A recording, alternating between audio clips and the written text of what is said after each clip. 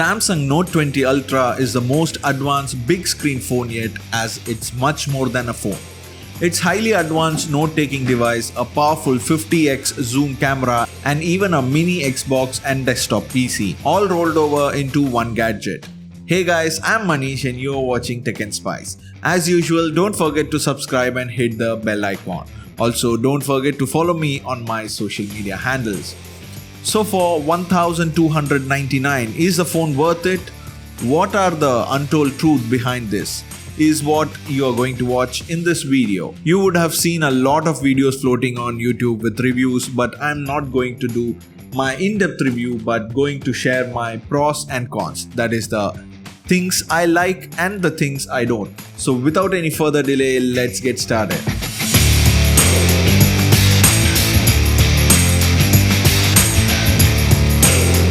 As I mentioned, it's not a review, but let's start with the unboxing because everything starts here.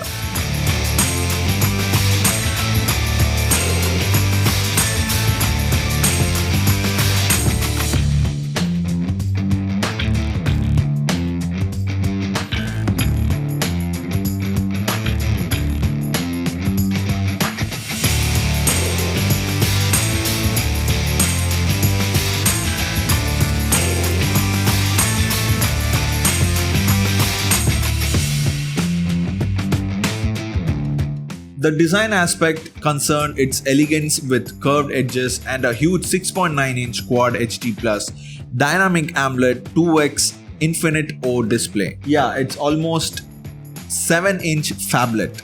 Turn around to see the mystic bronze finish on the Note 20 Ultra. Not only looks beautiful but manages to give off a sheen without drawing a lot of fingerprints. The mobile is slippery and there is no case inside the box. That is a major negative factor.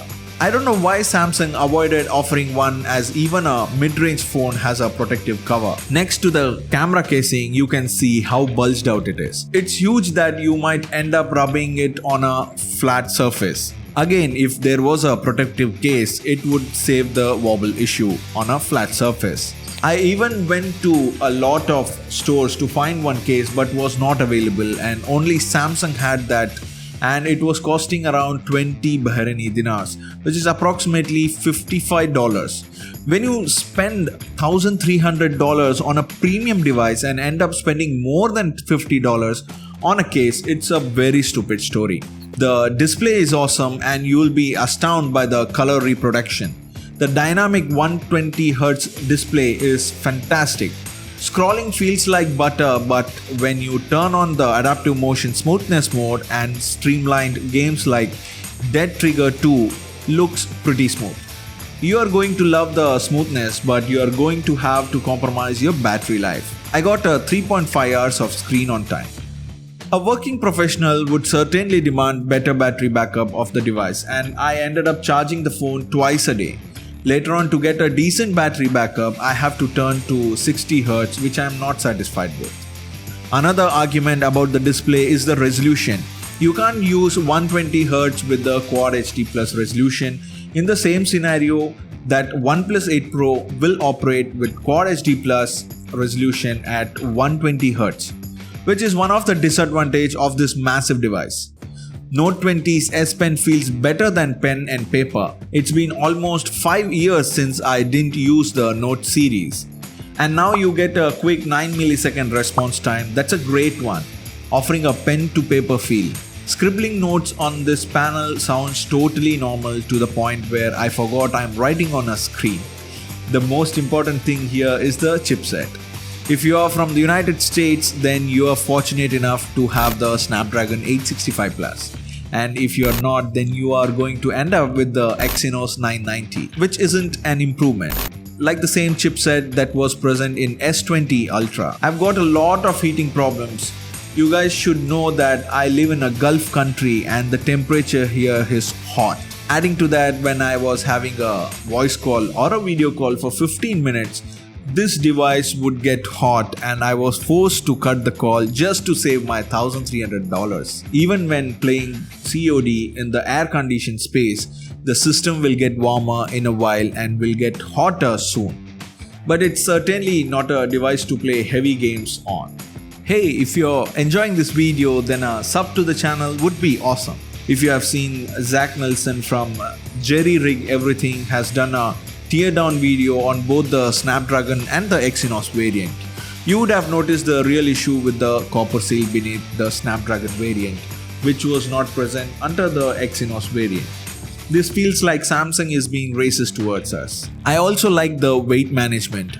Even though there is a 4500 mAh battery, the device weighs 208 grams. The Samsung Galaxy Note 20 Ultra features a trio of rear cameras, plus a laser autofocus sensor that should address one of our biggest complaints about the Galaxy S20 Ultra and its focus issues. The phablet camera array begins with a 108 megapixel wide camera with an f1.8 aperture and is combined with a 12 megapixel ultra wide camera with a 120-degree field of view and f2.2 aperture. The 12 megapixel telephoto lens delivers a 5x optical zoom and a 50x super resolution zoom. I tried a popular space zoom in an open area. As you can see, the results look pretty sharp all the way up to 10x magnification. But the 20x and particularly the 50x shot looks fuzzy. Still, this is better than what you are getting from an iPhone right now. The 108 megapixel camera option may seem like an overkill, but it can come in handy if you want to have the freedom to crop your way into a photo. Just make sure you have got an ample of ambient light, as this environment is better used outdoors.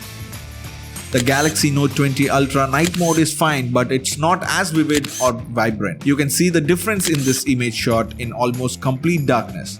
Note 20 Ultra did a pretty good job with the portraits, but Samsung's tendency to slightly wash out faces is prevalent here.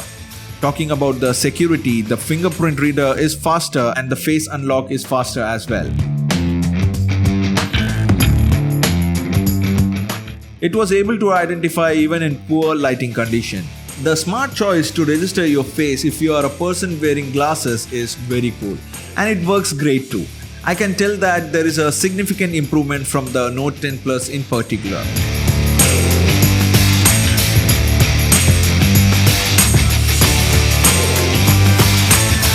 In the coming days, I am going to do a video comparing Note 10 Plus and Note 20 Ultra, so don't forget to subscribe. That's it from me today. These are my own thoughts and they are just my likes and dislikes of this phone.